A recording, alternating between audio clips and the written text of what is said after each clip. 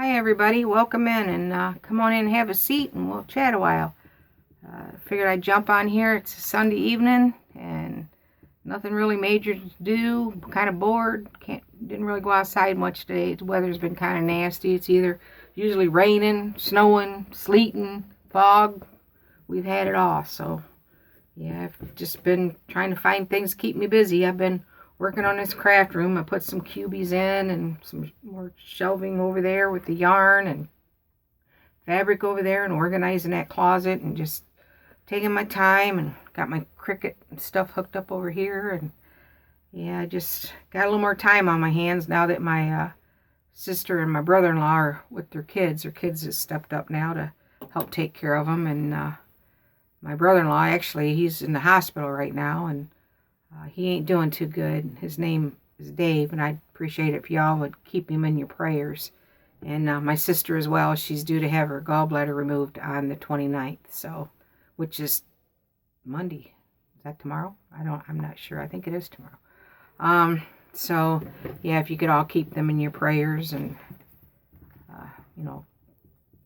help me hope they get better. I mean, when you get family and you have older brothers and sisters, you think back to when you guys were children and how close you were and, through the childhood, and you even get closer as you get older. So my sister was more like my mom and my oldest brother was more like my dad because, well, my mother and dad divorced when I was 4, but I was still in both their lives, but they worked all the time. So my older sister and my older brother pretty much raised me. And then when I got up older, I pretty much raised my little sister and brother, so kind of went, down, trickled down, but yeah. And I mean, as you guys know, my family roots are out of the mountains in the south, so we were born up here. I was born up here, but my brothers and sisters were down there, but mom and dad, they moved up here because of work, and so I was raised southern, but I was born up north. But my roots and my legacy and all that is in the south, if you guys can understand that. And I treasure it. My family had southern accents. Some of them still do. Some of them, that are up here have kind of lost it. I was raised up here, went to, the public schools, but with my mother and dad talking with slang and my older sister and brothers and talking with the southern, I kind of had it too, so picked it up, but through the years and traveling and living in other states and stuff, I've kind of dropped it. But let me tell you something, if I go and I spend any time around my family in the south or any time around the language, I pick it back up pretty quick. And some things I still, if you guys notice, I still have a little bit of a southern accent. My grandkids tease me about it a lot, but hey, I am what I am, it's just it. But I figured I'd just jump on here and show you guys a few things I've been working on. I showed you the other day I made a sweater for my older grandson. Well, he's 6, and he's got a baby brother that's a little over, he's a little over a year, and this one's for him. It looks bigger on the camera than what it is, but it's not. I made it similar to the same thing, only different colors. I made it in blue and black. His brother was in red and black, and his dad wanted him to have the blue and black. So, and I got me a heart wreath at the Dollar Tree, and I seen this on YouTube, one of somebody's videos, where they take and make these rag wreaths. I got to trim it up yet. I haven't trimmed it or anything, but I got a little ribbon on it. Pull that up there. And I got to trim it up, but I used some material. I just kind of like tried to get some Valentine colors. I put a little bow on it, which I still got to fluff. I was working on it earlier so that I can get that done. I'm going to hang it on my door over there. Get that done. And just kind of, like I said, just been kind of between working on this and trying to get everything together. I just been trying to keep busy. Got to get my house back in order so I can show a tour of that. I'm thinking about decorating up for, the spring and stuff, the year, put some spring decorations out and stuff. But, get it ready for the spring. Because I hate winter. Oh, I like snow, but I hate winter. Everything's so dead looking and dreary. You get the water and the mud and from the snow melting, and it gets tracked in, and it's just I like the spring of the year, even though we get a lot of rain in the spring. But I like the spring. Like I've said in past videos, I love after a nice spring warm shower after it's rained to go outside and take a walk. I love to walk after a spring shower. Everything smells so fresh and clean, and it just, I don't know, I love it. I love the spring colors when the flowers are starting to come up. I love pastels, so that's possibly why I like the spring colors too. So, but I've been doing some English paper piecing today. A little bit, not a whole lot. I cut these squares out. I got me like some pinks and some reds. I show them here to you guys, like some reds. I won't show them all to you, but I'll show you a few. Some pinks. Here's some with some little hearts.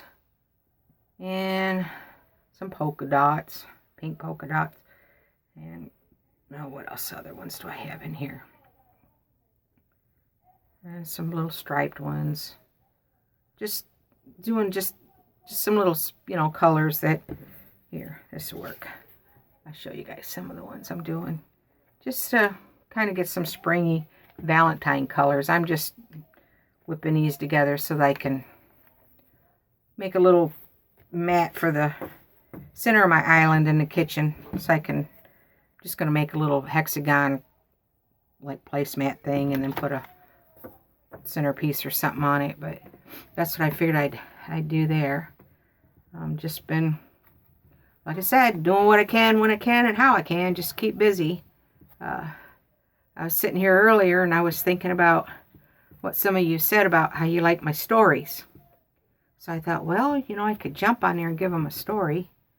And I thought, well, why not? So maybe that's what I'll do. I'll tell you guys another story of some of my family members and my history there. I'm sure you guys all have special aunts or uncles or grandparents or that you think more of, that you're partial to. You're more partial to them.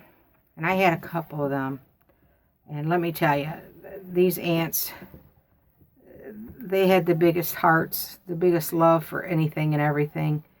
And I don't care, you went in their house, you were treated like family. You got a big old bear hug. You got, come on in, have a piece of pie, a piece of cobbler, have a cup of coffee. And you left there probably 10 pounds heavier when you come in. That's exaggerating a little bit, but that's how you felt. And they always had a story to tell, or always had something to tell you, or they'd go over things that they've done, or just anything and everything. And you just the way they talked, you could just sit back and listen to them talk forever.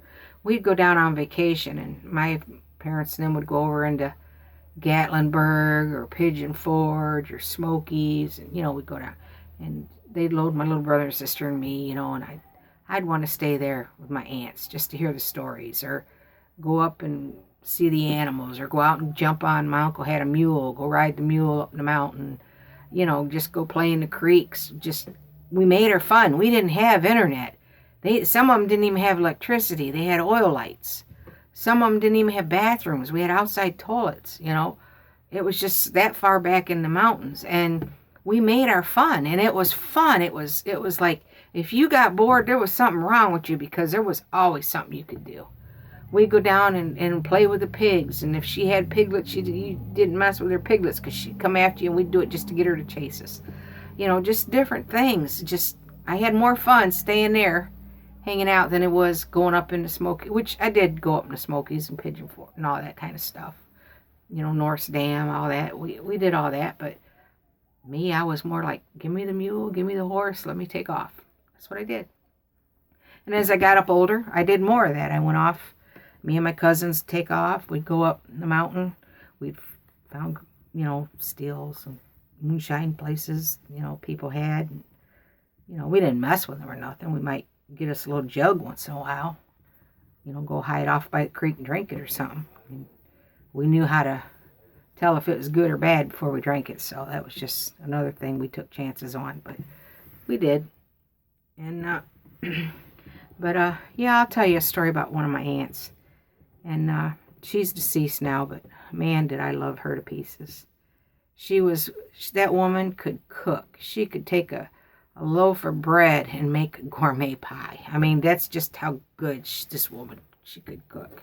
She could sew. She could embroider. She could quilt. She could, you name it, she could do it. She was a bit heavier woman, but man, she was fluffy, you know, but the beautiful fluff. I mean, the type that if you didn't feel good, like as a kid, I remember not feeling good, jumping up in her lap, her holding you, and you just lay there and go to sleep, you know, rocking you, you know, just whatever. She's that kind of aunt.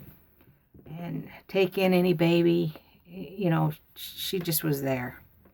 If you was sick, she made you feel better. So, and this aunt in particular, she was as strictly Southern as you could get. She loved everybody. She didn't see no bad in anybody. She was church going, very much into the church. She'd do stuff just to make sure the church got what it wanted, whether it was make quilts and sell them, you know, make pies and sell them, do the bake sales and sell them. Somebody was in need, she'd do stuff to get what they needed. That's just the way she was. If you needed something done, you got a hold of her. Well, she like I said, she's deceased, but in my heart, she'll always be alive. So I don't feel that she's really gone, because if she's really gone, why do I still feel her so deeply here? So, you know, that's my way of looking at things. They can't really be gone. You still feel them really in here. You just can't see them. But anyways, make a long story short,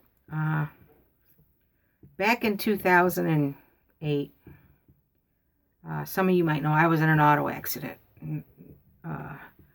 due to somebody that didn't really, you know, it wasn't their fault. They're a kid. They need to learn. You know, we all been there, done it, and they were texting and driving. And I was stopped. I was going into work for an accident that was up the road. And I had a truck, an F-150 truck. It was a beautiful truck. And this kid went through the red light, or like I said, at a dead stop, because there was an accident up the road. But he was texting, so he went through the red light, didn't see that everybody was stopped, and he plowed into me. Well, my F-150 folded up the back end like a teepee, and it pushed me 3 feet. So I went into the van, one of them big utility type vans in front of me. So I took, you know, the hit from both. I mean, the front wasn't a bad one, but it jarred me. But the back one took me for a loop. Well, it left me with some injuries. And plus, you know, age and everything added to the injuries, they say, you know, and stuff like that. But I didn't have any problems till the accident. But so I had to go see a doctor. And I had to see a neurosurgeon. Well, the neurosurgeon said that I needed to have surgery done on my neck. You guys are probably familiar with this, I needed to have a cage put in my neck. I needed to have cadaver bones put in, you know, to slip in between the disc. They was going to take those old ones out, put new ones in, and, you know, help me out there with the pain and being able to turn my head and neck without being in severe pain. On top of it, I have a bone spur that looks like an arrowhead going in sideways into the spinal part. It's just real close to the spine. So it would have been, you know, a pretty tough surgery. But anyways, that was what they wanted to do. So I had called my mother, and I had let my mother know what was going on, because she was checking on me every day anyways because of the accident. I had a concussion and stuff, so I was kind of in and out, you know, just making sure her kid's okay. So she, you know, calls to check on me, and I tell her about what they're going to do. So she gets on the phone. She's talking to my aunts. This particular aunt, she's actually my great aunt, but she was my favorite. And I would go down, and I'd always, like I said, stay with her, visit with her, learn from her. I loved her more than anything. So my mom calls her. Well, she tells her what's going on, and my aunt says, well, I'm going to let you go. I'm going to give my girl a call. Mom said, all right, you do it. She's up. She's not sleeping. You can give her a call. Well, we're all sitting in the living room. My sons had come over, and a couple of them were up from Florida, and my sister was here, and a couple friends were over.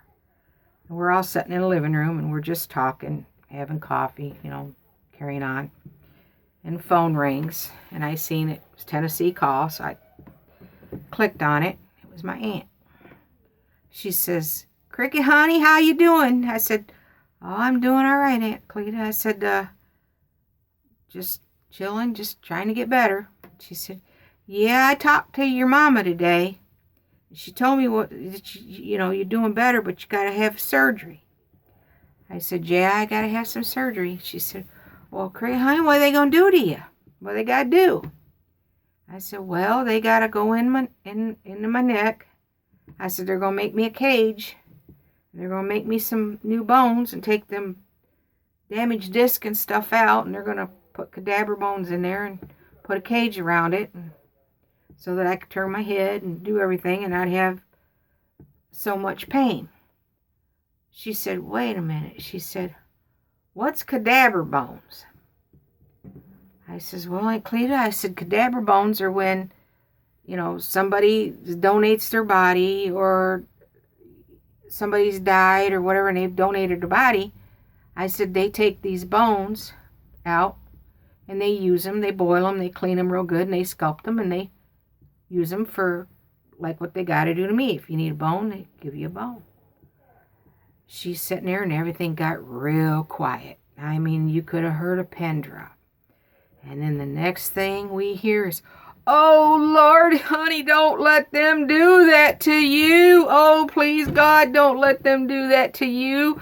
You don't know what they can do to you. Oh, honey, please, please, God, don't let them do that to you. Tell me you ain't going to let them do that to you, baby. Just don't let them do that to you.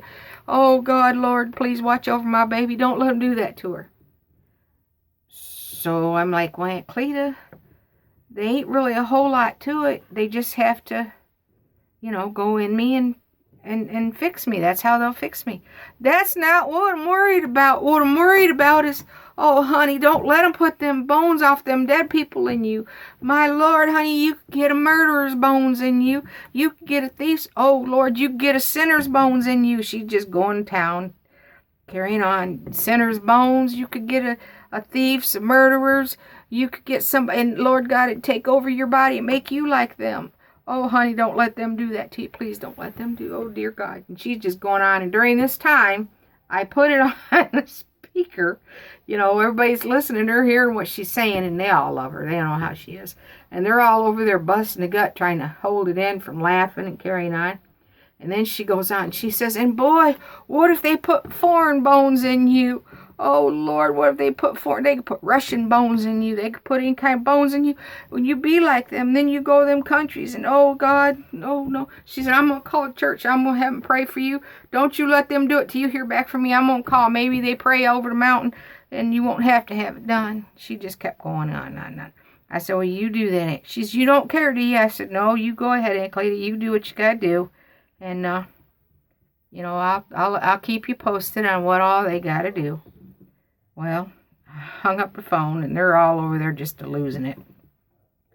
So, and down there, when they preach, the church, they have speaker systems.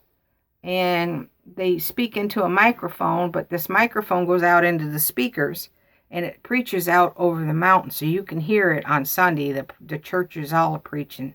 So anybody that's homebound or sick or can't make it up the mountain or whatever, they can hear the Sunday service or preaching or prayer request or whatever, and it goes out all over that mountain. So I can imagine these cadaver bone story preaching, praying, went over that mountain. So we're just sitting there, and a few minutes later, my husband walks in, and they're all laughing, carrying on. He'd been down to the barn.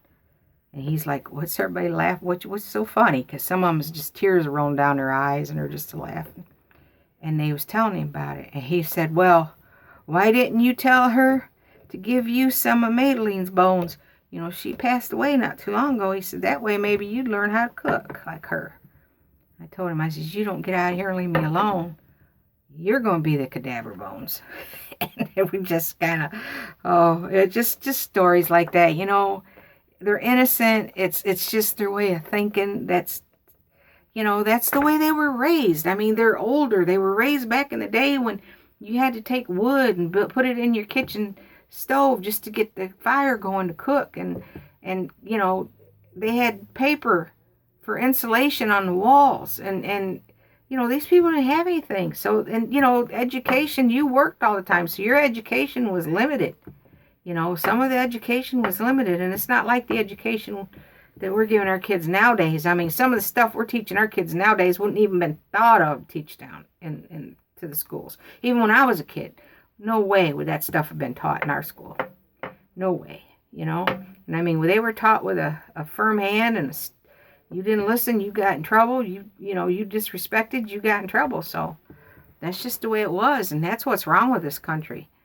If they forgot, to respect and love and care and be kind, and it's just kind of crazy about some of the stuff that we get away with nowadays that and you see kids doing nowadays. I mean, back in the 70s we were teenagers, and our fun was going out, getting a six-pack, going out somewhere, sneaking off, drinking that six-pack, and maybe if you smoked weed, you smoked a little weed. You hung out with your friends. You didn't go out beating people up, ganging up at a mall, fighting in the malls, shooting people, stealing. We didn't do that kind of. I mean, if you did, you didn't hear of it much, because if you did something like that and you went home, your parents knew about it, you stood up to eat for about 2 weeks. So, if it went on, it was very few.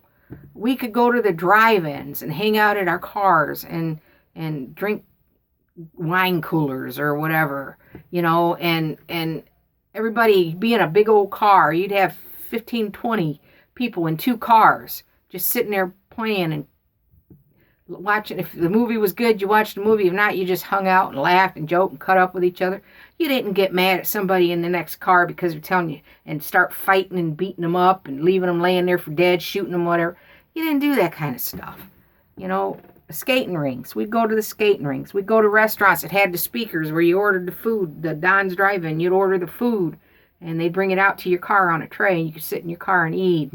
And pizza parlors. We could go in pizza parlors, and just things that we could do. I mean, we didn't sit at home on the internet or the web or the texting, or it was, hey, get a hold of this person tomorrow and tell them meet us here. You didn't say, hey, I'll text them.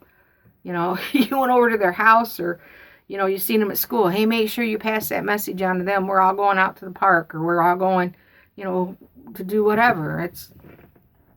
Times have sure changed. It really has. But to think back, in the school days, there's a song out there, you can't go back and do it all over, but you wish you could. And it was by, I think it was Eddie, I don't remember who sung that song, but it was, you can't go back and do it all over. And you miss those days. You miss hanging out, you miss dances, you miss skating, you miss going horseback riding, going swimming in the ponds, sitting on a curb after a rain, sitting there drinking a beer and hiding it if you seen your dad coming down the road. 1 beer, 6 kids. Somebody got a beer, Hey, your dad's coming. Hide the beer, just stuff like that. It was a different time. A different time, different, I want to say different place, because the world's changed so much that it seems different. And it's just going to keep getting different and different and different. So, but you miss that. And, when I said earlier about your siblings, they get older and you think back. And the stories, like some of the stories I had with my brother, which has recently passed, he taught me a lot. And my brother was 1 in a million, let me tell you. And my sister too. All my brothers and sisters are, but my older ones, yeah, had a lot of fun with them. And now, they're old and can't do those things, and you can't go back, but you have your memories. So, but in saying that, I'll let you guys go, and I'll jump on again, and when I got something more to talk about, I'm trying to figure out different things to make videos. I need to get up more videos. Everybody's telling me you need to get up more videos. I mean, yeah, I'd kind of like to hit that 300 mark here soon. It's been a while. I think my problem is I don't get up the videos and I don't do lives. And I am going to do a live. I got a couple questions. Do I have to wait till I do a live to get moderators, or can I get moderators before a live? Because I was in a live the other day and this girl didn't have any moderators and she's fairly new. And I really felt sorry for her because there was trolls in there and they were really, really pretty bad. They were pretty nasty, and they was even some of us that were in the live, they were taking our names. I don't know how they was doing it, but writing stuff and making it look like it was us. I got so upset I just logged out of it. I said, no, I'm done. I kept telling her, you need to get mods. You need to get some mods in here to get rid of these trolls. But she didn't know how to do it. She didn't know how to get, mods and stuff. So I think somebody helped her to it, showed her how, and I'm pretty sure she's probably got mods now, but that's what I'm afraid of, doing a live and not having any mods and people getting in there, being like that. They were pretty vulgar. So, yeah, if you guys can help me out with that. Like I said, I am computer illiterate. I do not know much about computers at all. And you'd think that was weird, being I have sons that are like into this. That's their jobs. And you'd think I'd learn. I'd take courses or something. But I just going as I go. I still got this Cricut over here I got to play with. I ain't never even did anything with it yet. And I need to. So, but in saying that, I'll let you guys go. I'll talk to you later. Bye now.